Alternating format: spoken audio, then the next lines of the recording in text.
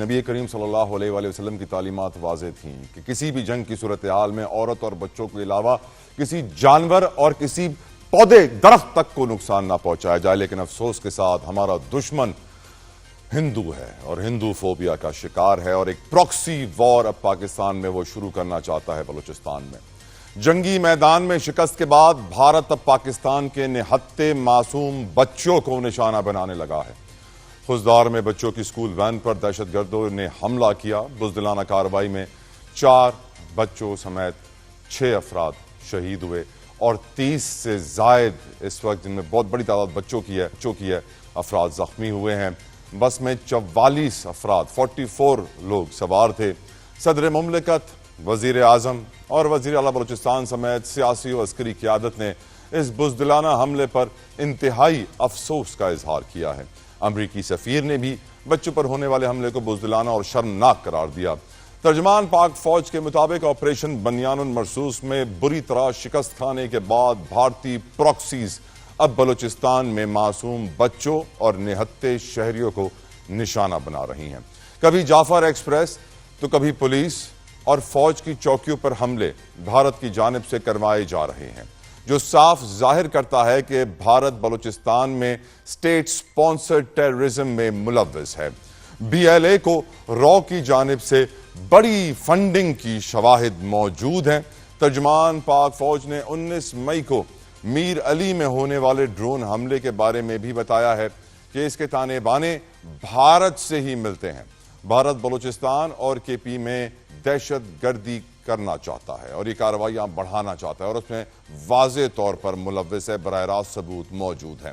तर्जमान पाक फौज ने हमले में मुलव्वस अनासिर को कैफर किरदार तक पहुंचाने के अज़म का इयादा किया है और मुझे इस बात पर पूरा यकीन है कि field marshal general Syed Asim Munir साहब अब अपना नेक्स्ट चैलेंज बलूचिस्तान समझते हैं और वह आने वाले वक्त में बलूचिस्तान में ऑपरेशन जारी रख के अपने टारगेट्स अचीव करेंगे। आज वजीर इत्तलात पंजाब अज़मा बुखारी साहिबा ने भी ये स्टेटमेंट दी है कि ऑपरेशन बनियानुल मरसूस जारी रहना चाहिए और मैं समझता हूं जब तक कि PK और बलूचिस्तान में दहशत गर्दों का कला कमा ना हो जाए, खास तौर पे भारत के स्टेट स्पॉन्सर्ड टेररिस्ट जो मौजूद हैं इस वक्त पाकिस्तान में, उनका खात्मा ना हो जाए, तब तक हमें ये कार्रवाइयां जारी रखनी होंगी और यकीनन पाकिस्तान में अमन और तरक्की उसी वक्त आ सकती है जब हम अपने इस मिशन में कामयाब हों।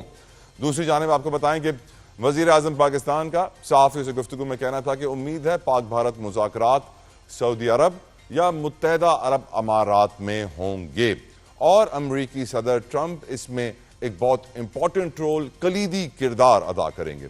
मजीद उन्होंने कहा कि भारत से मुज़ाकरात में कश्मीर का मसला, पानी, तिजारत और दहशत गर्दी के इशूज के ऊपर बात की जाएगी। बिलावल भुट्टो जरदारी की सरबराही में कायम सिफारती कमेटीज का भी अहम इजलास हुआ, जिसमें आलमी सतह पर पाकिस्तान का मुकदमा मौसर अंदाज में लड़ने और पेश करने के अज़म का इयादा किया गया। खास करके सिंध तास मुआहदे की यकतरफा मअतली को दुनिया भर में उजागर करने पर खुसूसी मुशावरत की गई।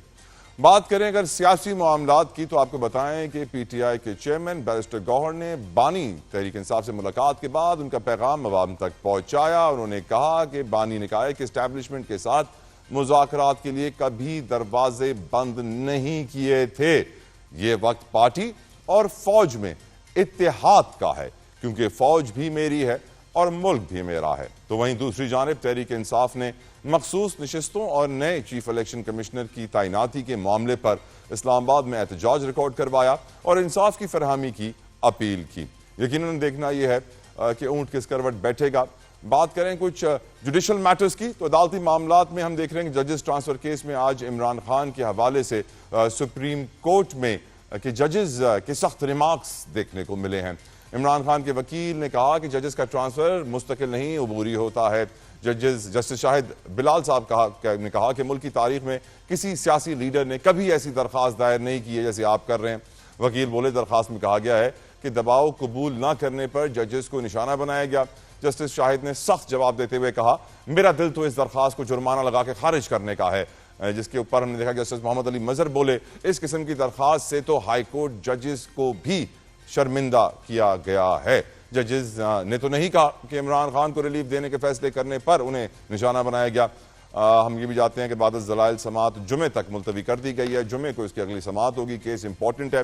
Let's start the discussion. अपने पैनल का तारुफ आपके साथ करवाऊं। मेरे साथ बड़े मौजूद मेहमान इस वक्त फ्रॉम PMLN हमें ज्वाइन कर रहे हैं। अली गौहर बलोच साहब, from PTI Ali Bukhari advocate साहब, बलोचिस्तान अवामी पार्टी से हमें ज्वाइन करेंगी कुछ लम्हों के बाद फरा अजीम साहिबा, जिनसे हम गुफ्तगू करेंगे बलूचिस्तान के हालात पे खास तौर पे, क्योंकि हम जानते हैं कि बच्चों को पहले भी पाकिस्तान में निशाना बनाया गया आर्मी पब्लिक स्कूल, और उस वक्त भी हमने नेशनल एक्शन प्लान बनाया था, तरतीब दिया था। उस वक्त भी हमने देखा था कि सियासी जमातें जो धरना दे रही थी काफ़ी महीनों से बैठी हुई थी, उन्होंने अपना धरना ख़त्म कर दिया था और एक लाहे अमल इख्तियार किया था।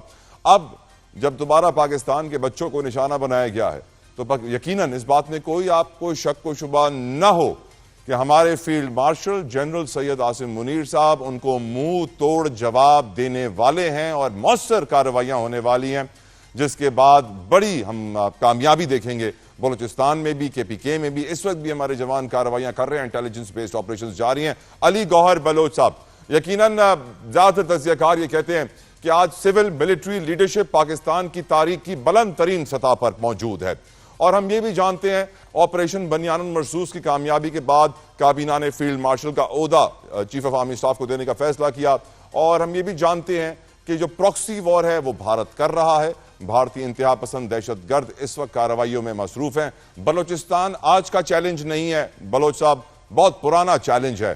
क्या आप समझते हैं कि इस दौर में आने वाले चंद सालों में हम इस चैलेंज को अबूर कर लेंगे, इससे आगे बढ़ जाएंगे, या ये सिचुएशन कैरी फॉरवर्ड होगी? अली गौहर बलोच साहब। बिस्मिल्लाहिर्रहमानिर्रहीम।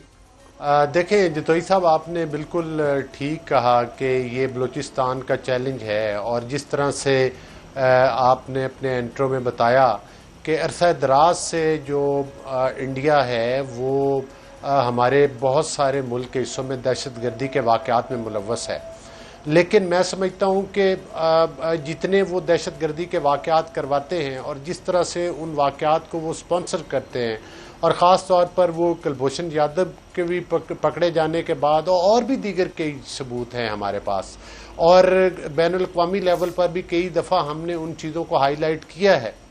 लेकिन इस जो उन्होंने दहशतगर्दी ख़ास तौर पर पाकिस्तान के ऊपर शब खून मारा, और जिस तरह से उन्होंने हमारी ख़वातीन और बच्चों को उस वक्त शहीद किया कुछ दिन कबल, और उसके बाद उनको मुंह की भी खानी पड़ी, तो मैं समझता हूँ कि अब वो पूरी दुनिया में बहुत बुरी तरह एक्सपोज हो चुका है।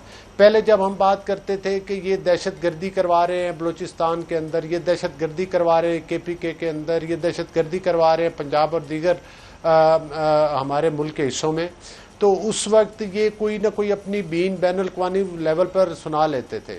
लेकिन इस जो इन्होंने दहशतगर्दी की है पाकिस्तान में, इसके बाद पूरी दुनिया में एक्सपोज हुए, ख़ास तौर पर कनाडा में जिस तरह से इन्होंने वहाँ पर कत्ल करवाए, और उसके बाद कैनेडियन गवर्नमेंट ने ना सिर्फ इनको एक्सपोज किया बल्कि पूरी दुनिया को भी बताया, और उसके ऊपर उन्होंने एक्शन भी लिया।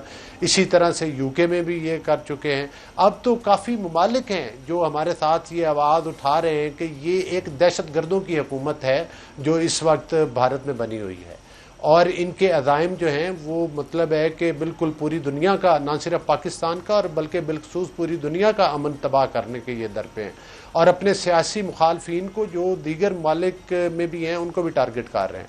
ख़ास तौर पर पाकिस्तान का जिक्र करें तो मैं आपकी बात से इत्तफाक करता हूँ कि जो हमारी ये स्पॉन्सर्ड किस्म की दहशतगर्दी पाकिस्तान में कर रहे हैं, इनको हमें मौसर आवाज़ उठानी चाहिए। जिस तरह से अभी गवर्नमेंट ने जो है वो एक टीम तश्कील दी है जो कि पूरी दुनिया में दीगर ममालिक में जाकर पाकिस्तान का मौका बताएगी, और जिस तरह से आज भी एक मैं समझता हूँ कि हुकूमत की तरफ से और ISPR की तरफ से भी ये बात बताई गई है कि इस वाक़े के अंदर भी भारत मुलव्वस है, तो हमें अब हर वाक़े की ना सिर्फ निशानदेही करनी है बल्कि उसको बेनकाब भी करके दुनिया को बताना है कि ये इनका असल मकरूज चेहरा है।